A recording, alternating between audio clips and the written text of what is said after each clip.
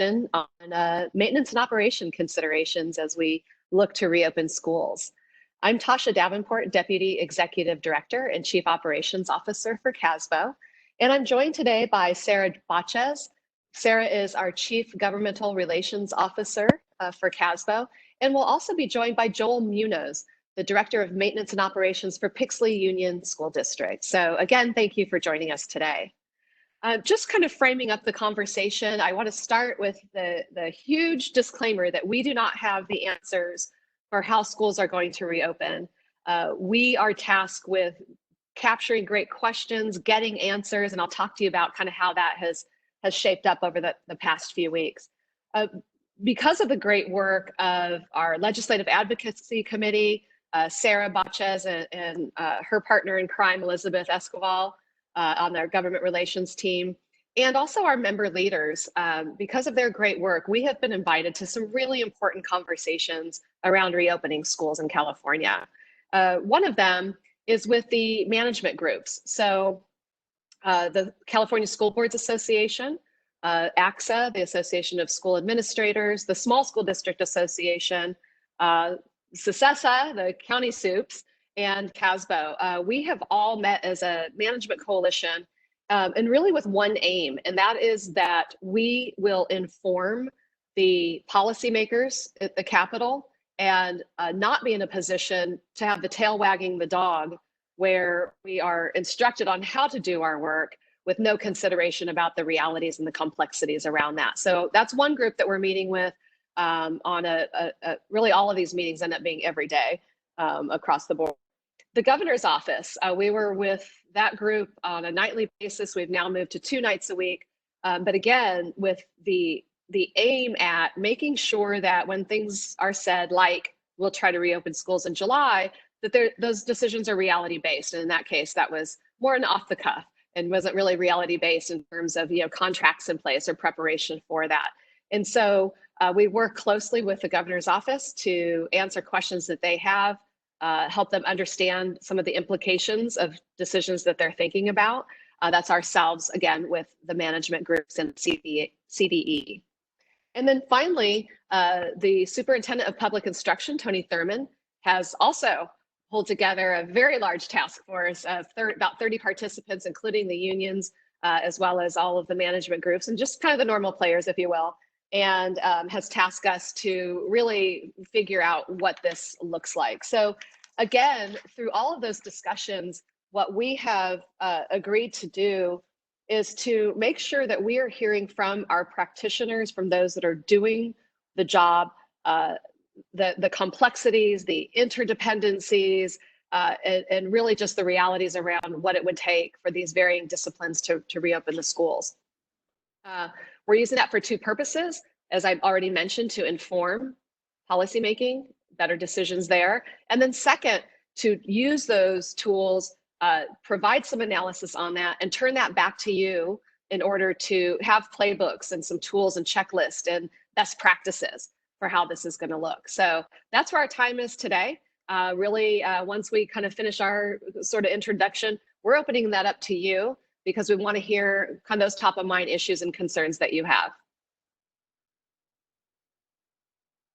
So on this first slide, really, as we look at these different models, and we know for a fact 2 things. One, there are really 3 emerging models. There's certainly the all on location model. There's the complete stay-at-home online learning model, and then there's that popular hybrid model. And we know for a fact that folks, all parents are not going to send their children back to school. So while we don't understand those percentages of who's going to be in the facility and who's not, we know that there are different models emerging, especially even when we look at other countries and how they're bringing their students back into the environment. But based on each one of those models, then we have all of these considerations underneath, safety for everyone involved, the adults, the students, the employees, budget impact. Sarah's going to spend a little bit of time on that and so forth. I won't read you the list. But today, in regards to maintenance and operations, that is a very critical part of all of the conversations that we've heard about, and we continue to, again, evolve through these conversations. So we want to talk about what those are from the M&O perspective, and then we're bringing together again, all of these questions, providing analysis and answers on them, and breaking them down into the buckets that you see here. What are the impacts based on that model around policy and funding, continuity of learning, the conditions in which we learn, and then leadership and planning? And so those are the buckets that we're going to be working with as we digest and, again, share back that information. And then, really the work that's already very deeply underway is advocating for funding, legislative and regulatory areas that we need relief in, we need flexibility around, and again, being asked to do way more in terms of the new learning environment. What is the funding around that? And so again, Sarah will talk about some of those considerations. So that's our introduction, and I want to turn it over to Joel Munoz, again, Director of Maintenance and Operations for Pixley Union School District, so that you can kind of start the conversation hearing from a practitioner. And thank you for joining us, Joel. We appreciate it. Thank you for having me. I will be honest, I am a little scatterbrained right now. I am trying to, I was just trying to put some notes together of what we're dealing with, but currently, just from my perspective, we're a small school district, but I think we have kind of similar issues to what even larger districts are dealing with, probably just on a bigger scale. But currently, right now, we are dealing with something as simple as distance learning. I chair our safety committee and trying to keep our employees safe. We've already gotten an inquiry from CSEA about ensuring that we provide the proper PPE. So those are things that we're not really accustomed to dealing with in the past for basically the district-wide staff safety as far as down to PPE. But those are that's really a hot topic for us right now. Trying to get PPE for for those days that we do have staff on our facilities. Some of the other concerns are ensuring that we are still respecting the 6 feet social distancing rule and then kind of enforcing that. So we're helping police all that. And that's just for the few work days that we do have staff coming on campus. And then just some little things that we work on are we have seals at our doors. So if somebody does come onto our facilities, we know what areas were accessed, and then we can follow up those areas with disinfecting and cleaning. Our schedules are kind of scattered. The directive at our district is only come to campus and only work from home as much as you can. If the work is required for you to be on our facility, notify your supervisors, and then really just have a clear line of communication for all department heads of who's at the facilities and when they will be there. So that way our custodial team can follow up and making sure those areas are safe to re-enter in the future. So obviously safety is the hottest topic right now, pretty much from left to right, top to bottom. The other component is not safety for now, but safety for the future. We don't really have an idea of what next school year is going to bring. We have discussions about what school is going to look like for us or for the state, really in general. We talked about potentially having half days, right? Half of the students come in the morning, half of the students come in the afternoon. Now that obviously poses a huge issue for us as far as making sure that we can maintain our cleaning standards. So one of the ideas that we posed was just kind of A and B days. So you could still limit your staff, you could still do your distance learning, and then it doesn't really require a whole lot of MOU changes to union contracts. Everybody still kind of works their same schedule, and our cleaning standards can stay the same, with the exception of adding an additional staff member at each site to do middle of the day cleaning.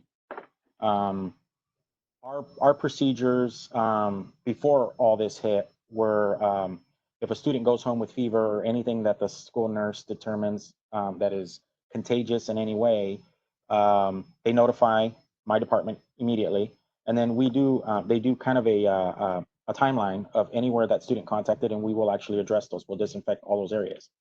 But I'm assuming that that's going to intensify, and then on top of that, we're going to have to do probably hourly or bi-hourly restroom disinfecting. It's just going to be random middle of the day cleaning the entire facility while students are on campus, avoiding them as much as possible. So we're trying to be creative with that. Some of the other issues that we're working on is the playground equipment. That's not an area that we normally hit on a daily basis with disinfecting. But with this pandemic, I know there's going to be, obviously it's a concern and we want to be cautious, but there's also going to be a lot of oversight. Parents, board, there's going to be plenty of people looking to see what we're doing and what we're not doing.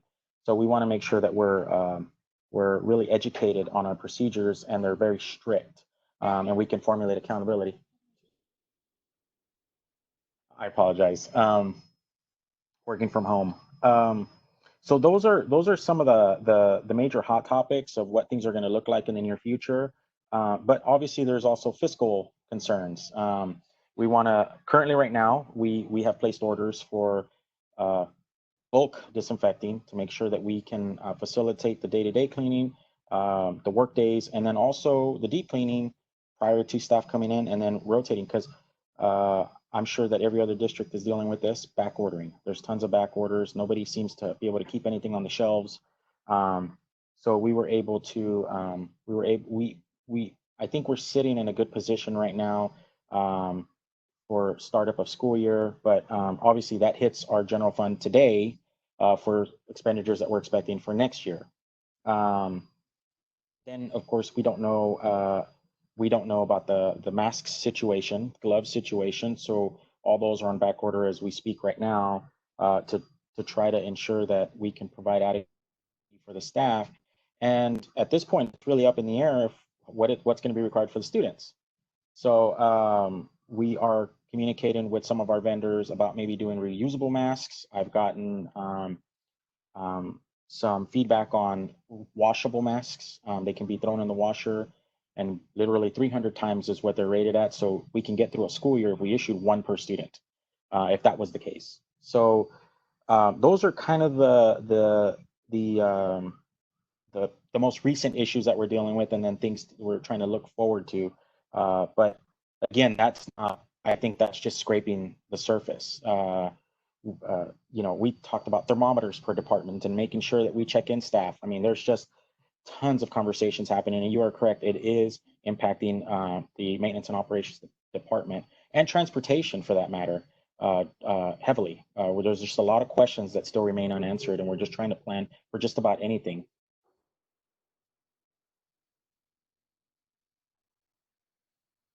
Thank you so much, Joel. Hello, this is Sarah Bachas, your lead advocate. And we truly appreciate your perspective. The reason really, as we sit in these conversations, as we engage with legislators and the administration, as we get closer to May Revise, which will be released next Thursday, is really to educate and be part of the conversation.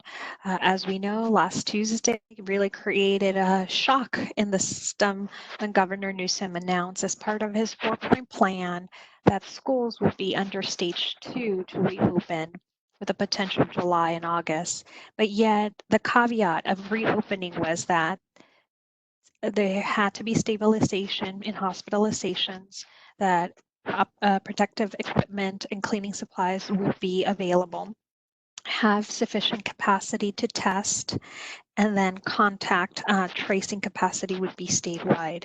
So there's still several components that will need to be addressed by the state prior to moving in this direction. What we have been part of is a series of engagements with Cal LEAs, the Office of Emergency Services, that does the negotiations on behalf of the state for equipment and cleaning supplies.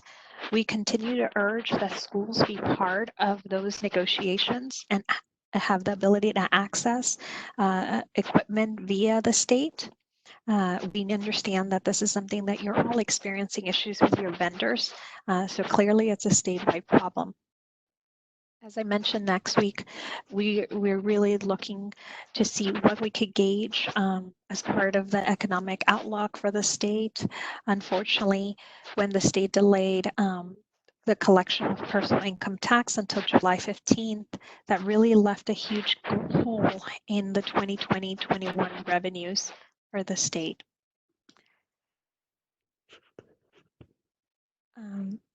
And so it will be very important to recognize that the state does not have the necessary resources to fully fund its obligations.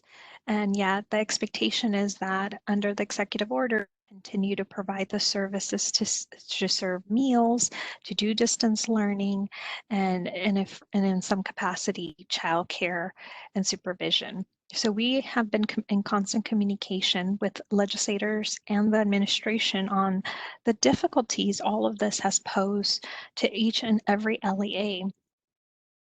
For us, our hope as part of today's discussion, and when we open it up, Christina will facilitate if you have questions and want to raise your hand to have the discussion.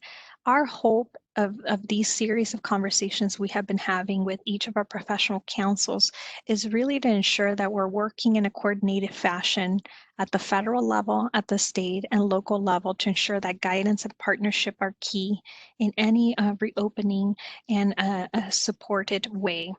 We also want to mitigate the potential loss in funding, given that we are tied to ADA as the way that we receive our funding at the LEA level. We are urging for an alternative reporting system should we have to continue doing distance learning or a hybrid model. And that it'll also be very important to create a roadmap to reopening that accounts for the diversity of our state, that accounts for smalls, rural, suburban, and urbans, and that allows us to share best practices, recognizing local needs and flexibilities are critical in this process. So this is the portion of the presentation where we open the floor to our members. What support, guidance, or information do you need that CASBO can assist in seeking clarification? There's an icon that looks like a raised hand. If you click on it, we will put you on the list and call your name as a way to sign up to speak or comment. You're also welcome to enter your question in the Q&A. This really is a forum to listen to you. As we said, unfortunately, we do not have all the answers, but we want to ensure that your voice is part of these conversations and that we get as many of these questions clarified before proceeding forward. Christina?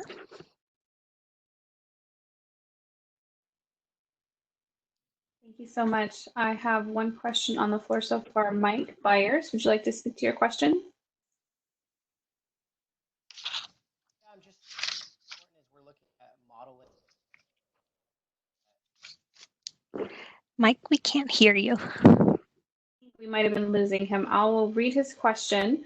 I think we need to remember when distancing in the classroom, approximately only 10 to 12 average desks where children can fit in the classroom with keeping distancing. Approximately 2/3 of a site will need to be restored and moved, which takes weeks, not including deep cleaning. Thank you.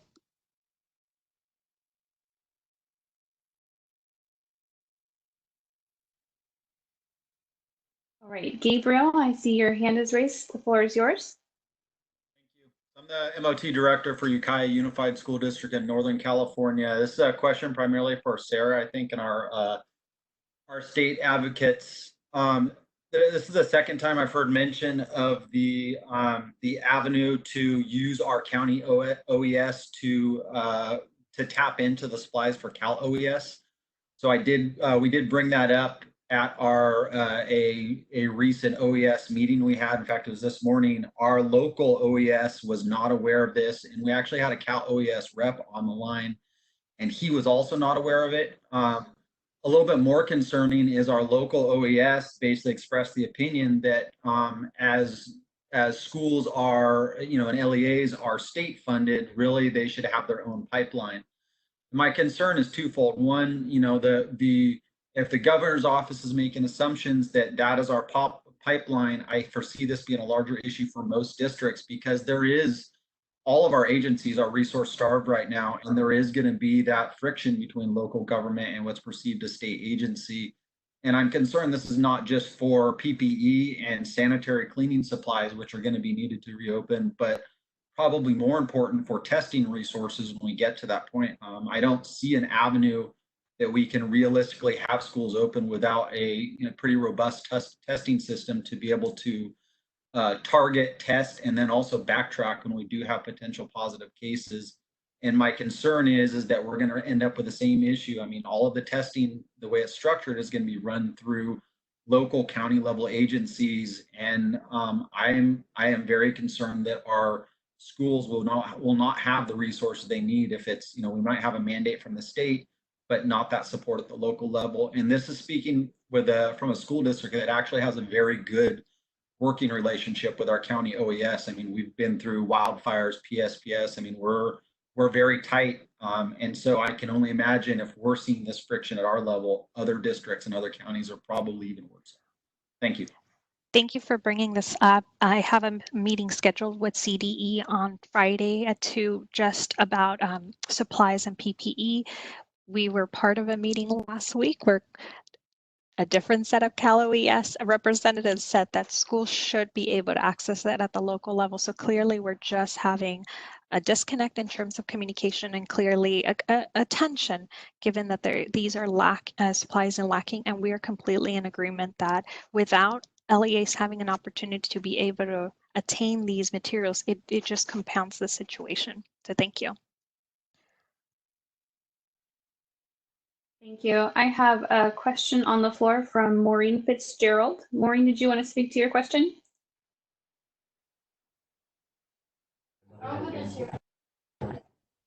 Can you hear me? Yes. So we ordered sanitizing machines at the onset of the stay-at-home order, and the manufacturer is giving us no ETA on the ones we ordered nearly 2 months ago now, and we're realizing that those are inadequate. We'll need at least maybe 3 times that many to do what we need to do.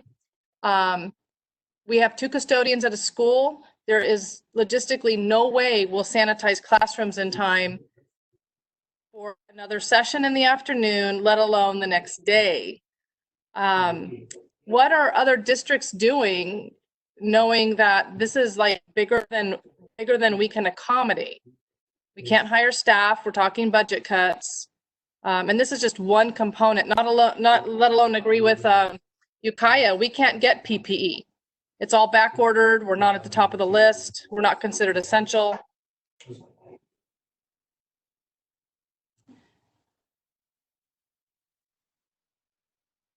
Maureen, I appreciate your question. It's certainly the concern. I think that, again, in these conversations that we're having, we're really driving home the fact that there's an impossibility clause, if you will, in a lot of what we're being asked to do. So unless some of these resources, both in terms of funding, equipment, and supplies, to your point, you know, labor, until there's, it's not an unwillingness to want to bring the students back. It's not an unwillingness, it's an impossibility.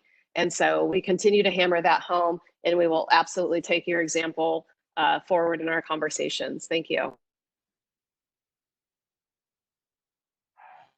Thank you both. At this time, the floor is open. I have no outstanding questions.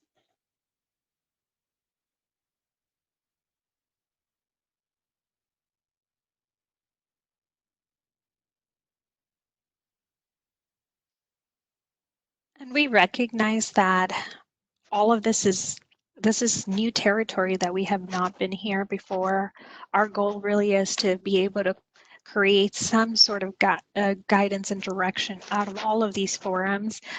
In our presentation slide deck, we have many resources and information that, as we're getting and gathering them, that will be distributed as part of this presentation. Should you have any additional questions moving forward, please feel free to email me at sbachez@casbo.org under topic reopening schools. We know this is a challenging time. We know that it is very difficult in an unknown environment, given our fiscal situation, even prior to this health pandemic. But our goal really is to represent you every day at both Sacramento and Washington, D.C., to ensure that we have the appropriate supplies, direction, and guidance. And our goal is really to get that done. So feel free to reach out and let us know, and we will take all this feedback as we continue these conversations. Thank you for your time. Thank you. Sarah, I actually had a couple more questions come up. Okay. So let's keep going. I've got Alfredo Romero. The floor is yours. Hi, can you hear me? Yes. Good, good. Mine is not so much a question as a statement. We have parents that are across the board. Some don't believe in the virus, and others won't even look out the window. Um, and so from our end, when school is back in session, we're feeling like we're gonna have all those and everything in between. And so the question kind of statement is, will there be at least some sort of mandate, some minimum requirements that we can point to for the parents that don't want to fall in line? And will there be an ability to add on top of that for those, necessary situations, special needs classes or whatnot? Yeah, we absolutely expect that will be a formula and a series of formulas coming out with some very specific, kind of moving from guidelines to here's the most basic, and then every district can do some version of that to the extent that it makes sense to them. We were on the facilities call yesterday, and we're just trying to even push for what is the PPE per adult per student. So really these formulas that we can all at least have as a foundation for our purchasing and our processes. And that, again, to your point, thank you. We have 1,100 districts. Everybody's going to do. There's going to be a slightly different variation of how this looks, but we all need the baseline, right? What are the basic rules in this playbook? That's what we need to know right now, and that's what we want to push for. Thank you, Alfredo. Thank you. I have Gabriel Sherman. The floor is yours if you'd like it again.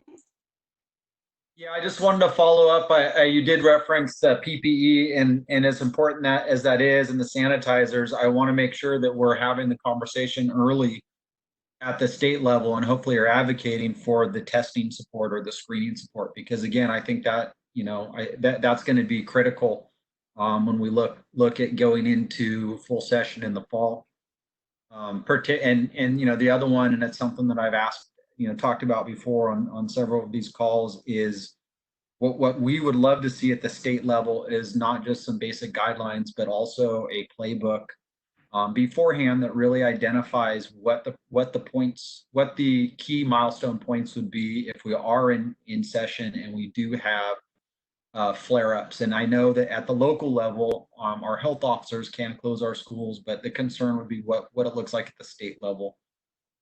Because I think all of us in the schools are in agreement that without those guidelines, we can plan for only so many eventualities. So again, back to my original point, though, is the testing. I think we cannot at this point afford to not get an advocacy to get that support out specifically to our schools, and a program in place to allow for rapid testing and tracing when it's needed. Thank you. Yeah, Gabriel, thank you. One of the there's kind of two considerations that we've really been pushing on. You've already mentioned the testing, right? What is that process? With that is, how do we minimize liability for the schools, right? We have lawyers lined up already. So how do we minimize and manage the liability that, the bottom line is there will be a case of it. So on that side, yes, the testing, the protocols, the privacy, we'll come back to privacy issue in a minute. But also we want to go into the year not with we don't want to go in with like, here's going to be the first 3 months of the year and what that looks like with all these rules or regulations or protocols, and then it switches. We want to have in terms of budgeting, I should say, we want to have consistent budgeting for the whole year so that we're not just constantly reacting. So that, I think that's important. But even just playing out one of our scenarios that came up, like I can't remember which group it was, maybe it was the CBO group, right? So if we're going to, let's say, take temperatures, that would be happening most likely on the bus, right? Before you get on the bus. So does that require staffing to be there? And then the child has a temperature, then we're doing what? We're turning them away. And how do we do that and coordinate with a parent? And the complexities just grow out, even at that simple example, right? We have staffing complexities, privacy issues with the a sick child, what environment do they go back into? So yeah, to your point, it's one thing to say we're going to reopen schools, and it sounds like it's a popular tagline, but we're going to be in a much worse situation if we have no guidance and no testing and tools and protocols returning to schools. We'll be back into some other situation in short order. So we really want this to be sustainable for both from a fiscal standpoint and also just from a return to learning environment.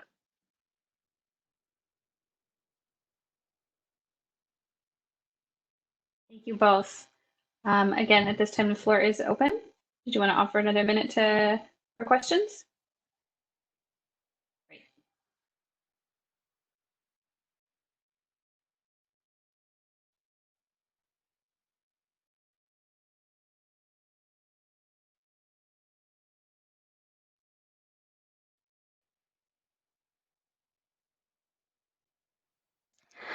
Well, again, we want to thank you for your time. Please feel free to send us any further information, concerns, and comments. All of this is very important as we continue our due diligence at both the state capitol and DC. We need to minimize and reduce the burden that has been placed on you, and we take this very seriously. So thank you so much for your time. Thank you. Thank you.